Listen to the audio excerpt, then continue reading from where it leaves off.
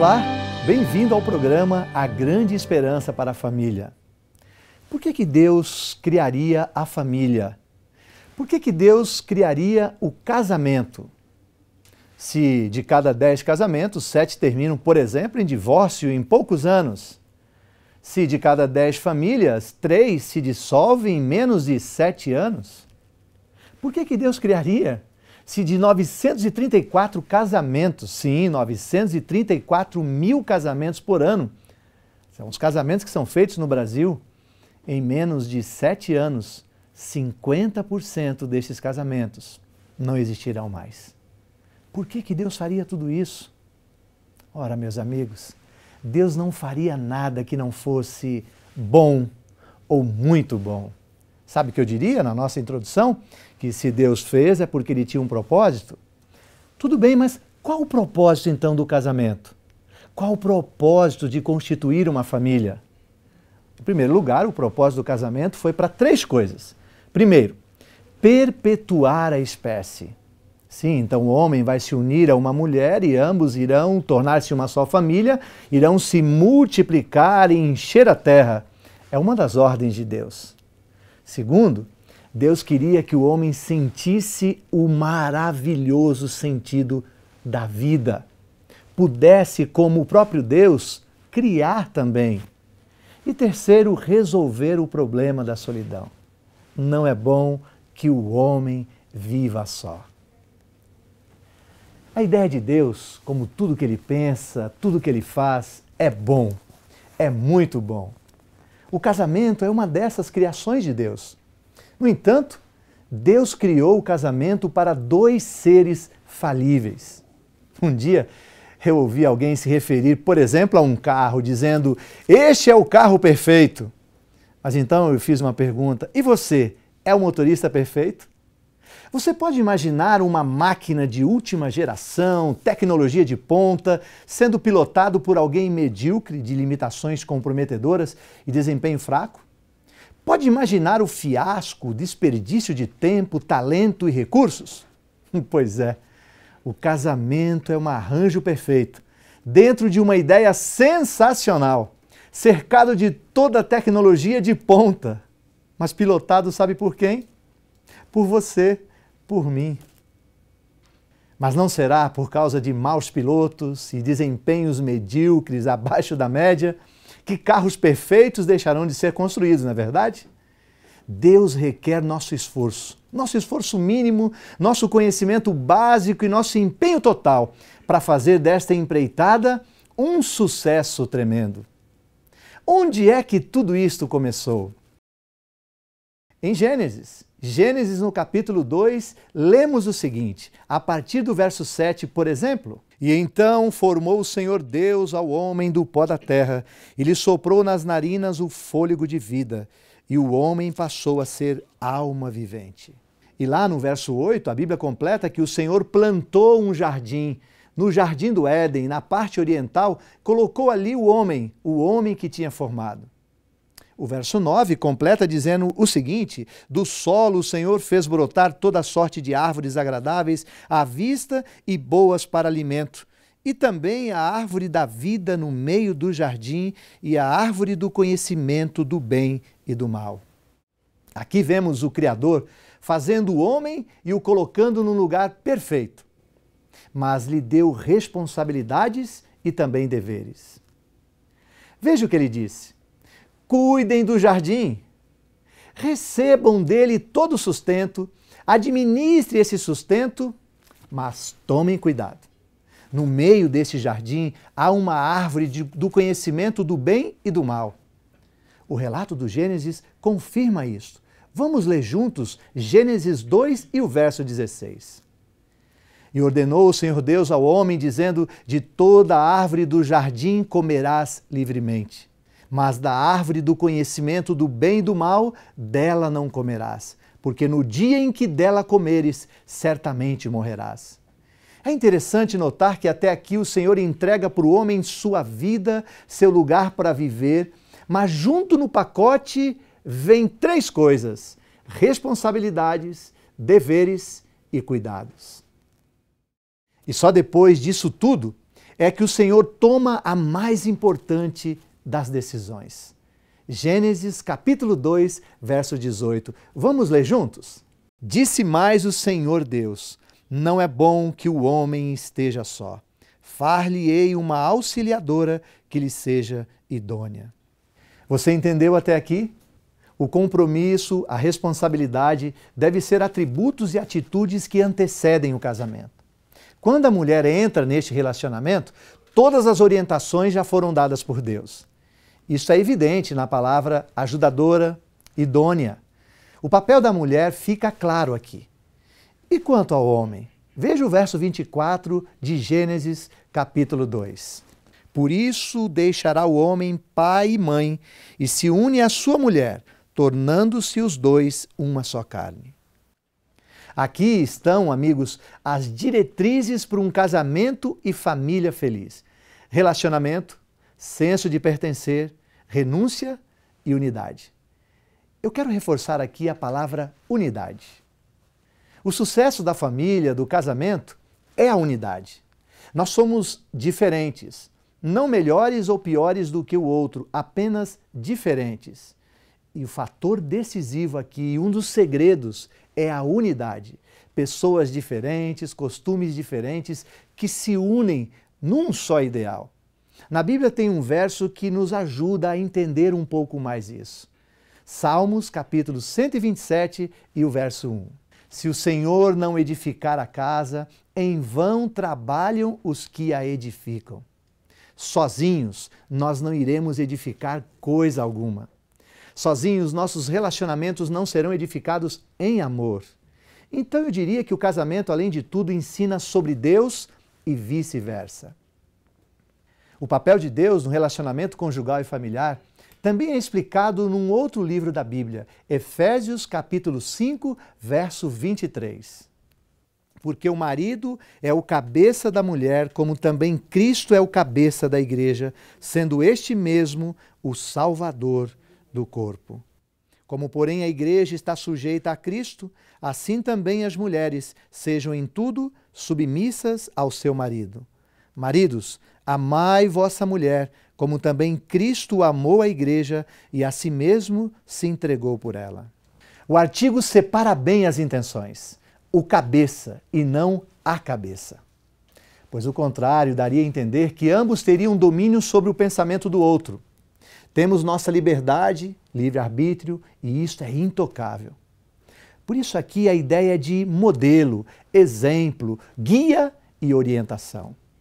O verso 25 completa isso dizendo: maridos, amai vossas mulheres, como também Cristo amou a igreja e a si mesmo se entregou por ela.